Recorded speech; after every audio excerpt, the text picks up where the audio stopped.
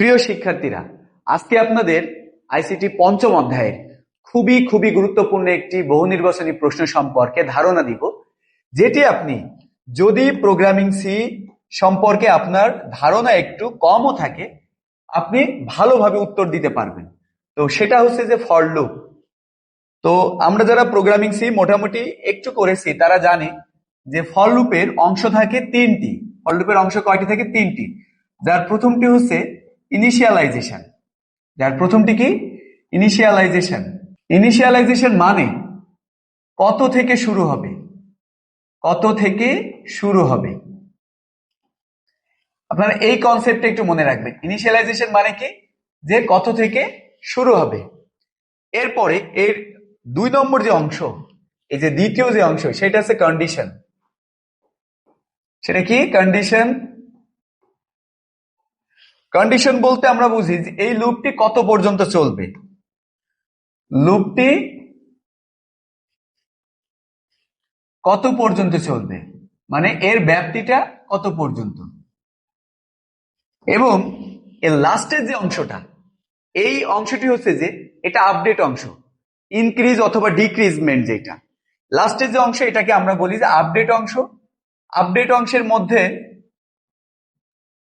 এটা আপনারা ইনক্রিজমেন্ট অথবা ডিক্রিজমেন্টও বলতে পারেন।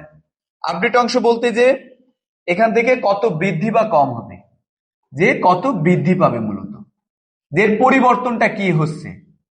এখানে কিছু সময় বৃদ্ধি পায় এবং কিছু সময় কম হয়, কিন্তু ম্যাক্সিমাম ক্ষেত্রে বৃদ্ধি পায় এখানে। তাহলে ফর লুপের অংশ কয়টি? ফর লুপের অংশ তিনটি। প্রথমটি আছে ইনিশিয়ালাইজেশন, এটা কত থেকে শুরু হবে। দ্বিতীয়টি হচ্ছে কন্ডিশন, এটা কত পর্যন্ত চলবে। এবং 3 নম্বরটি হচ্ছে আপডেট, এখানে কত বৃদ্ধি পাবে বা কত কম হবে।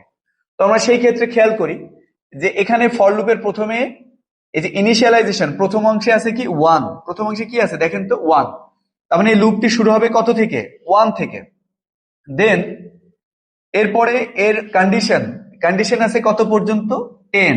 মানে লুপটি কত পর্যন্ত চলবে? তাহলে 10 পর্যন্ত। প্রতি ক্ষেত্রে বৃদ্ধি কত পাবে?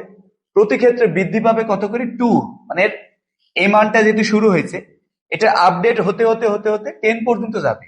এবং প্রতি ক্ষেত্রে কত বৃদ্ধি পাবে সেইটা এখানে দেখতে হবে। সেইটা এখানে যদি 1 দেওয়া থাকতো তাহলে 1 করে করে বৃদ্ধি পেত। যেহেতু 2 দেওয়া আছে, 1 এর সাথে যদি আমরা 2 যোগ করি তাহলে হয় 3। 3 এর সাথে 2 যোগ করলে 5, 5 এর সাথে 2 যোগ করলে 7, এবং 7 এর সাথে 2 যোগ করলে কি হয়? 9। তো আমাদের কন্ডিশনটা দেওয়া আছে যে এটা 10 এর মধ্যেই থাকবে। এখন 9 এর সাথে যদি 2 যোগ করি তাহলে সেটা হয়ে যায় 11। কিন্তু 11 তো আমাদের কন্ডিশনই দেওয়া 10 পর্যন্ত। তার মানে আমাদের শুরু হবে 1 থেকে, প্রতি ক্ষেত্রে বৃদ্ধি পাবে 2 করে, এবং এটা চলতে থাকবে 10 পর্যন্ত। তো 10 পর্যন্ত চলতে বলতে এখানে 9 এসে থামছে।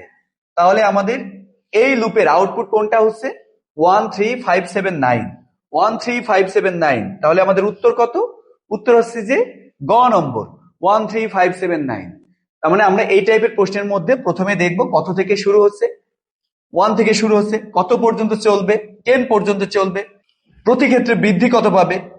প্রতি ক্ষেত্রে বৃদ্ধি পাবে 2 করে। তাহলে 1 এর সাথে 2 যোগ করলে 3, 3 এর সাথে 2 যোগ করলে 5, 5 এর সাথে 2 যোগ করলে 7, 7 এর সাথে 2 যোগ করলে 9, 9 এর সাথে 2 যোগ করলে 11। কিন্তু 11 না, আমাদের কন্ডিশন দেওয়া আছে 10 পর্যন্ত। তার মানে 10 এর আগে যে সংখ্যাগুলো আছে সেই সংখ্যাগুলোই মূলত আমাদের অ্যান্সার হিসেবে আসবে। তো এই টাইপের প্রশ্ন একদম 100% এই টাইপের প্রশ্ন পরীক্ষাতে এই লুপ সংক্রান্ত প্রশ্ন আসবে। তো আমি এর পরবর্তী ক্লাসটি মূলত পঞ্চম অধ্যায়ে প্রোগ্রামিং সি থেকে যে টাইপের প্রশ্নগুলো আসে সেই টাইপের প্রশ্নগুলোর উপরেই ক্লাস নিব। আশা করি আপনারা যদি ওই ক্লাসটি দেখেন তাহলে পঞ্চম অধ্যায়ের একটি মাত্র অবজেক্টিভও আপনার সমস্যা থাকবে না।